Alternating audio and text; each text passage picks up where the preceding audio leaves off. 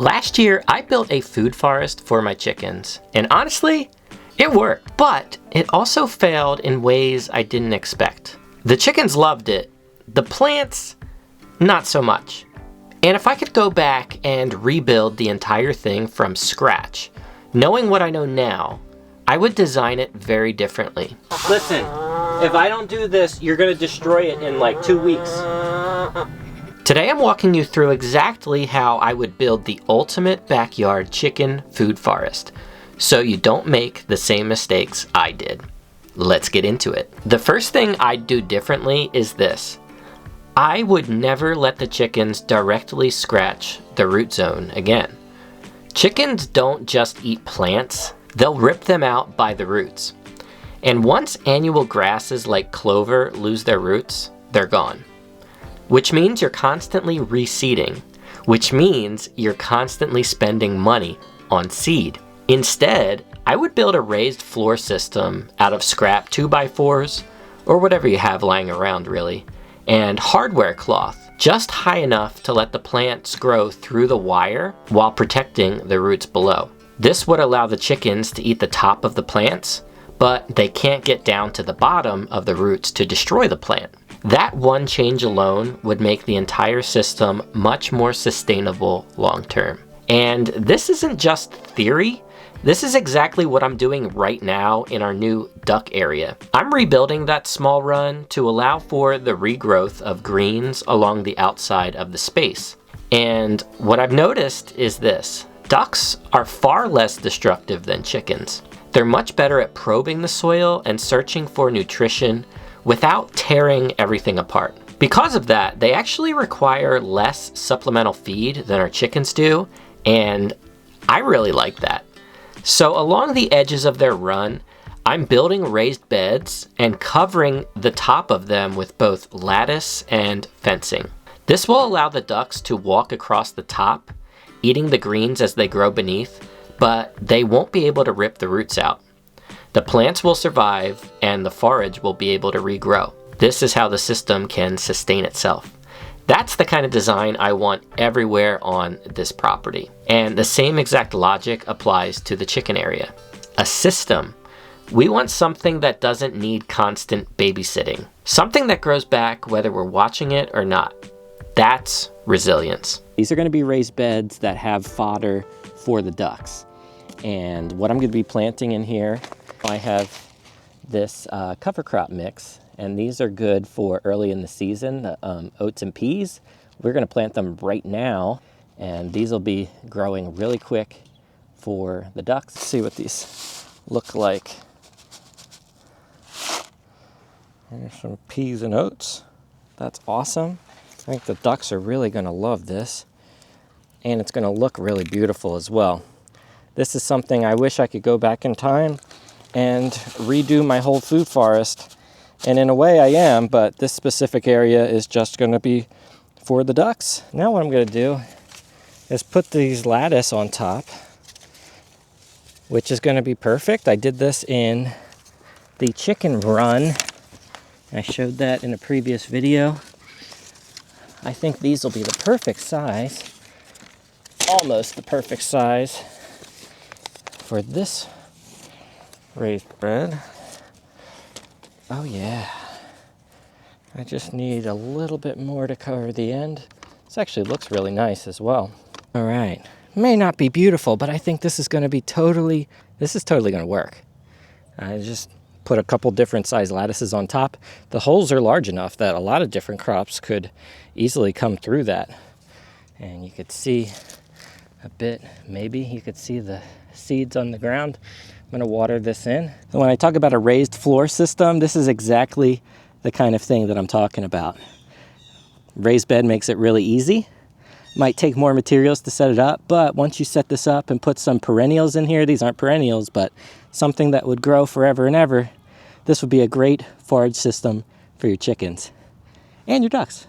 One thing that worked beautifully was our wooded edge. We were blessed here to have tons of pine, spruce, and mulberry trees already established here.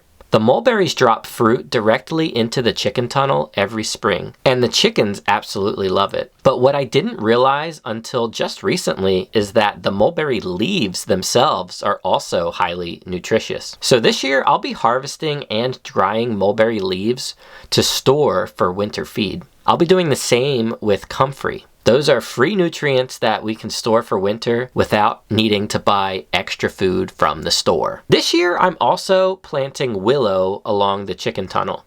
Willow grows fast and it creates privacy and will do a good job of blocking wind as well.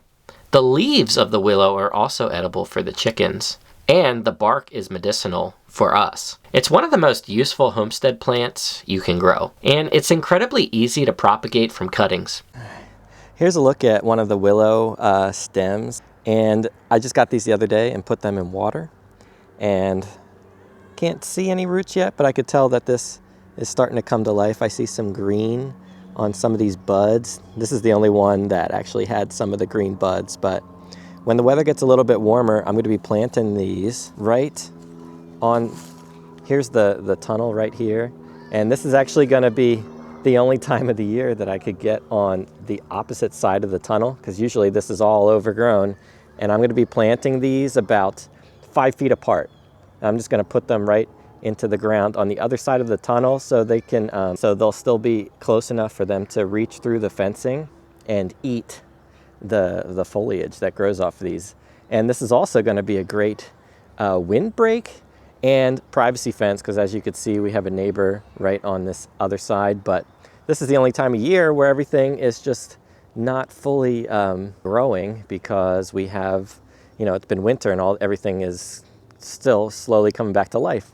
But this is just going to encourage more things to be growing right alongside the chicken tunnel and give them more things to eat. And they're going to be so beautiful. These are really beautiful, really useful plants. So very excited about the willow. I'm also going to be planting elderberry along the tunnel as well. These plants will provide shade during the hottest parts of summer. And heat stress absolutely affects egg production. So if we want happy birds and consistent eggs all year long, we really need to protect them from the sun. So these tall plants solve multiple problems at once. Now here's where I really went wrong last year. The tunnel was just one long continuous space. It wasn't very wide, there were no divisions, there was no crop rotation, and for this reason, the chickens wiped everything out in less than a month. If I were rebuilding this today, I would design the tunnel in sections and put doors between each section. I would close one, let it regrow, and then open the next. This is rotational grazing, just scaled down in tiny chicken tunnels. Without rotation, a small tunnel cannot sustain chickens, but with the rotation, it would become much more regenerative. Now that I look at this tunnel here, and I have the chickens blocked out, I put down a board so they can't access this tunnel, and they can't get out of their main run right now, so I could let things start to get growing, which is what I want. But I have different areas here that I would love to be able to put like a blockade or a piece of wood here, like plywood or something, to just block off an area. I could allow one area to regrow and keep them in one paddock, and then when that is eaten down, I could remove another piece of wood or a door and let them go onto the next section of the run. So that's something, maybe this is a good time for me to figure out a way to do that. This year, I'm experimenting with amaranth and sorghum. The goal is to let these plants grow tall enough to push up through the fencing in their tunnel and produce those seed heads and naturally drop grain into the tunnel below, which would be free chicken feed. Even if a small percentage reseeds itself each year, it could become semi-perennial. And that right there is the kind of system I'm trying to build. All right, so I'm really excited about sorghum. I never planted this before, but this looks like the perfect fodder crop to plant inside their tunnel. But I'm not gonna plant this yet. I'm gonna wait until the weather warms up quite a bit, till we're past the threat of frost, and I'm gonna drop a lot of these seeds directly in the tunnel and let them grow up through the fencing here so that the roots will be strong enough to resist getting pecked to death by the chickens. And once the foliage is above the fencing here, it'll allow this to grow to the point where it'll produce all of those grains and eventually drop down and feed them. So that's something I'm really excited about. Another crop I'm gonna be planting, that's amaranth. This is a specific red leaf variety. I never grew this specific one, but I figured the more leaves would be better inside the run. So I'm gonna try planting some of these as well. This is another one that I'm gonna wait until it's much warmer to direct seed these. That'll be the best way to plant these. So really excited for that. Inside of the chicken run, I'm building raised beds with protective tops so crops can grow above their scratching height. Even if the large tunnel is closed for regrowth, they'll still have access to fresh forage inside their main run. And when both systems are open, they will have far more options to eat forage all around, which will hopefully mean less destruction and let the greens grow more sustainably. And more options means slower destruction of all their forage. It's her new roost, Dad. She likes it. Yeah, it's not... Alright, no. Listen, if I don't do this, you're gonna destroy it in like 2 weeks. If I don't do this for you, it's gonna be destroyed. I know what you chickens do, okay? Let me grow this for you, and it'll keep regrowing. I think she's laughing at you. In our second greenhouse, I'm installing a small solar kit. Nothing crazy, just enough power to power grow lights for winter fodder and power fans during the intense summer heat. Because if I can grow greens year round, that changes everything. Right now on these trays, on these racks, I just have a bunch of trays, empty trays, but I could easily see a light system.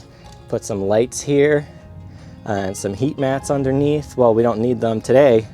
It's like in the 50s, it feels like summer, but if I set up a little solar system, I'll be able to easily grow food all year long, and that's the goal. So starting to put these systems in early so we can get off running this year and grow as much food as possible, not just for our family, but also for the chickens. And then there's protein.